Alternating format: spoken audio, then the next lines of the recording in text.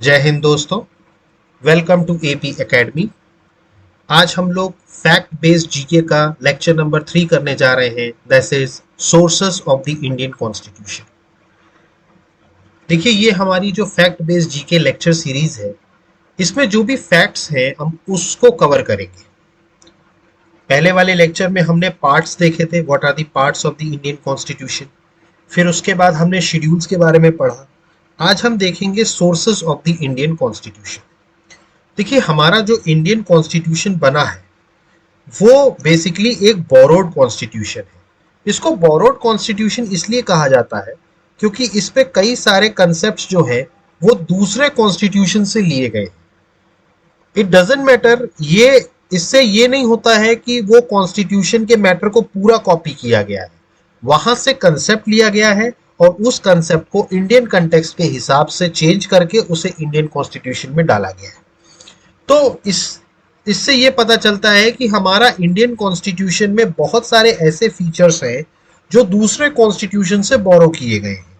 जैसे for example, हमारे Indian constitution में जो फंडामेंटल राइट्स है वो बोरो किया गया है फ्रॉम सर्टन अदर कॉन्स्टिट्यूशन। अभी हम देखेंगे कि किस कॉन्स्टिट्यूशन से वो बोरो किया गया है, बट ये चीजें आपको पता होनी चाहिए क्योंकि फैक्ट बेस्ड जीके में डायरेक्ट क्वेश्चन पूछा जा सकता है कि ये जो पर्टिकुलर फीचर है ये किस कॉन्स्टिट्यूशन से लिया गया है।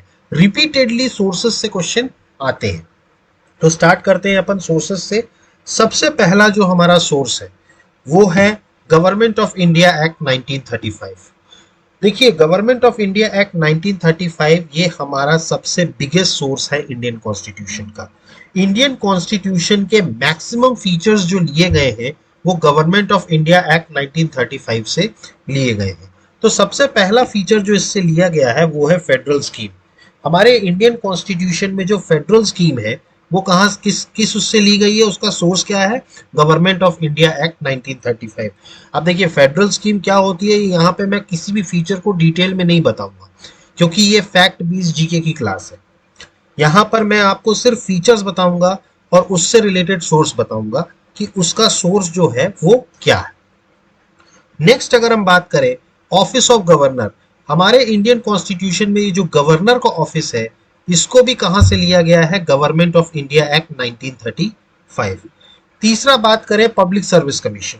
अब जो हमारे यहाँ पब्लिक सर्विस कमीशन का कंसेप्ट है, चाहे वो यूपीएससी हो या स्टेट पीएससी हो, ये पब्लिक सर्विस कमीशन का कंसेप्ट जो है वो कहां से लिया गया है? गवर्नमेंट ऑफ इंडिया एक्ट 1935 से।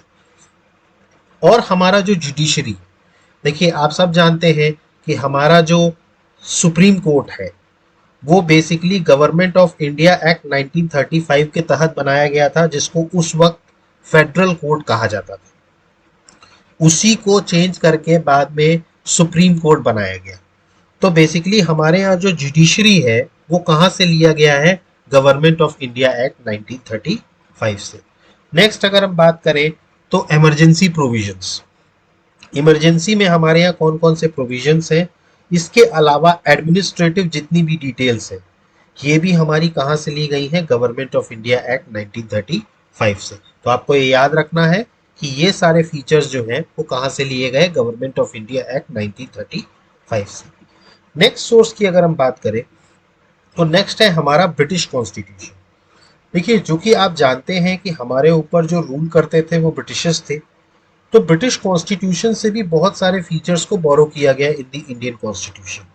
सबसे पहले अगर हम बात करें तो जो सबसे सॉरी सबसे इंपॉर्टेंट फीचर है दैट इज पार्लियामेंट्री गवर्नमेंट। ये हमारा लिया गया है ब्रिटिश कॉन्स्टिट्यूशन से। हम सब जानते हैं हमारे यहाँ जो source of form of government है वो कौन सा है? Parliamentary form. नेक्स्ट बात करें रूल ऑफ लॉ। हमारे यहाँ जैसे कानून का राज होता है, तो ये रूल ऑफ लॉ का भी कंसेप्ट कहाँ से लिया गया? ब्रिटिश कॉन्स्टिट्यूशन से।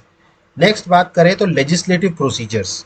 हमारे यहाँ कानून जिस तरीके से बनाया जाता है उसका जो प्रोसीजर है वो भी कहाँ से लिया गया है? ब्रिटिश कॉन्स्टिट्यूशन से। नेक्स्ट बात करें सिंगल सिटीजनशिप।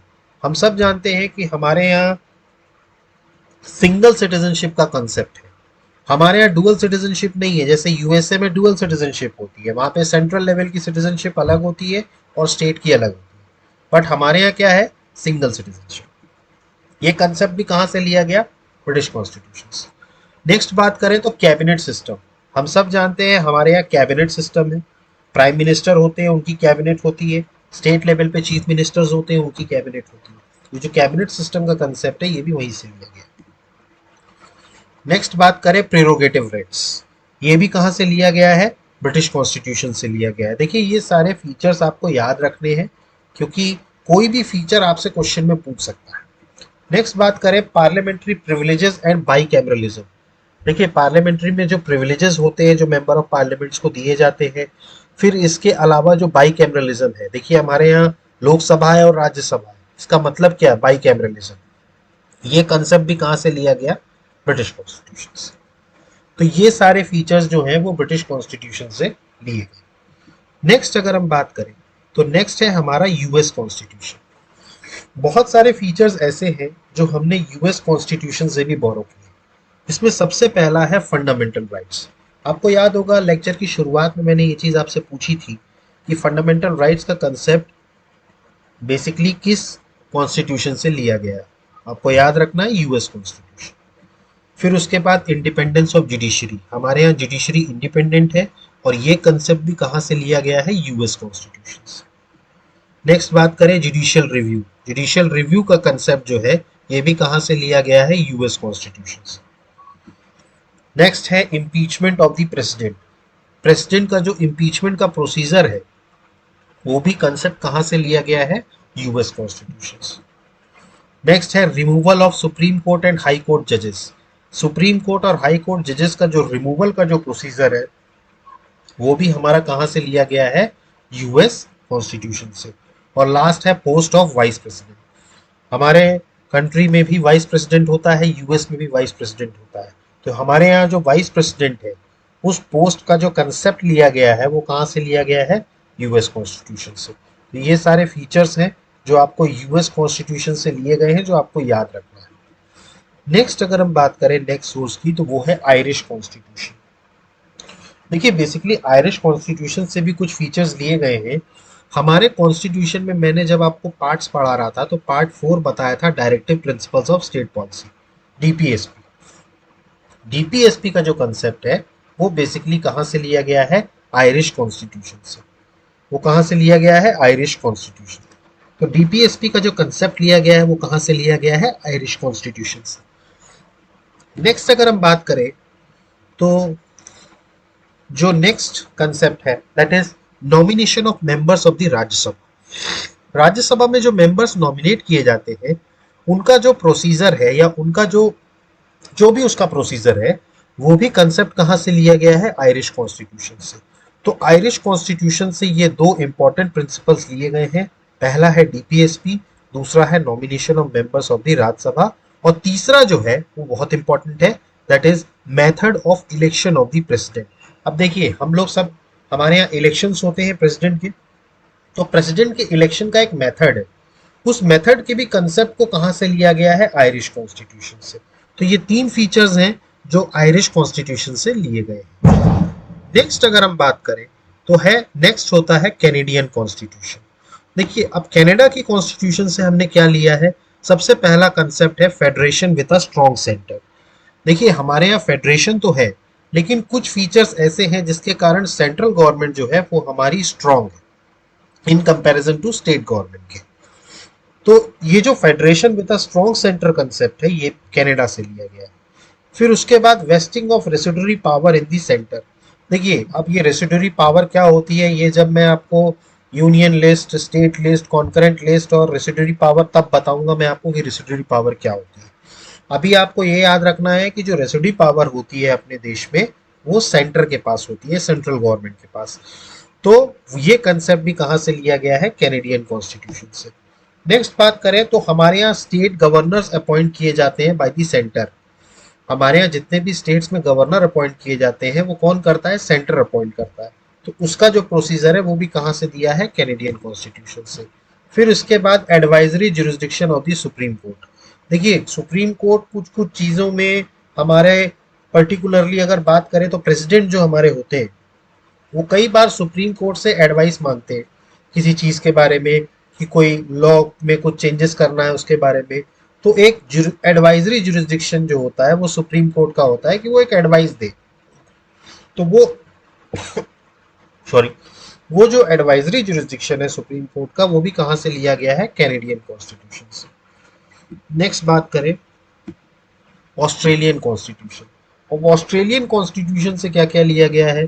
सबसे पहला है कॉन्करेंट लिस्ट। मैंने अभी आपको जब शेड्यूल पढ़ाया था तो उसमें मैंने आपको बताया था कि एक यूनियन लिस्ट होती है, एक स्टेट लिस्ट होती है और एक कॉन्करेंट लिस्ट होती है। यूनियन लिस्ट मतलब वो सारे सब्जेक्ट्स जिन पे सेंट्रल गवर्नमेंट कानून बनाती है। स्टेट लिस्ट मतलब वो सारे सब्जेक्ट जिसमें स्टेट गवर्नमेंट कानून बनाती है। और कॉन्करेंट लिस्ट मतलब वो लिस्ट जिसमें दोनों कॉन्स्टिट्यूशन बना सकते हैं, मतलब दोनों उस पर कानून बना सकते हैं, यूनियन गवर्नमेंट भी और स्टेट गवर्नमेंट। तो ये जो कॉन्करेंट लिस्ट आई है ये कहाँ से लिया गया है? ऑस्ट्रेलियन कॉन्स्टिट्यूशन से। फिर इसके अलावा freedom of trade, commerce and intercourse, ये हमारे जो इंटर स्टेट में जो भी ट्रेड, कॉमर्स या इंटरकोर्स जो भी होता है वो फ्री रहता है, फ्रीडम रहती है ट्रेड की। तो ये जो कंसेप्ट लिया गया है ये भी ऑस्ट्रेलियन कॉन्स्टिट्यूशन से लिया गया है। फिर इसके बाद एक बहुत इंपॉर्टेंट कंसेप्ट ऑस्ट्रेलियन कॉन्स्टिट्यूशन से लिया गया है, वो है जब भी कभी पार्लियामेंट के दोनों हाउसेस की ज्वाइंट सिटिंग होती है। अब ये ज्वाइंट सिटिंग किस केस में होती है, ये जब आप इंडियन पॉलिटी का पढ़ेंगे तब फिर आप वो जान पाएंगे वहां पर। यहाँ पे मैं उसको डिटेल नहीं बताऊंगा, बस आपको ये कंसेप्ट याद रखना है कि ज्वाइंट सिटिंग जो दोनों हाउसेस की पार्लियामेंट की होती है, ये कंसेप्ट भी कहां से लिया गया है? ऑस्ट्रेलियन कॉन्स्टिट्यूशन से। नेक्स्ट बात करें जर्मनी। जर्मनी के कॉन्स्टिट्यूशन से क्या लिया गया? जर्मनी के कॉन्स्टिट्यूशन से सिर्फ एक चीज ली गई है, that is suspension of fundamental rights during emergency.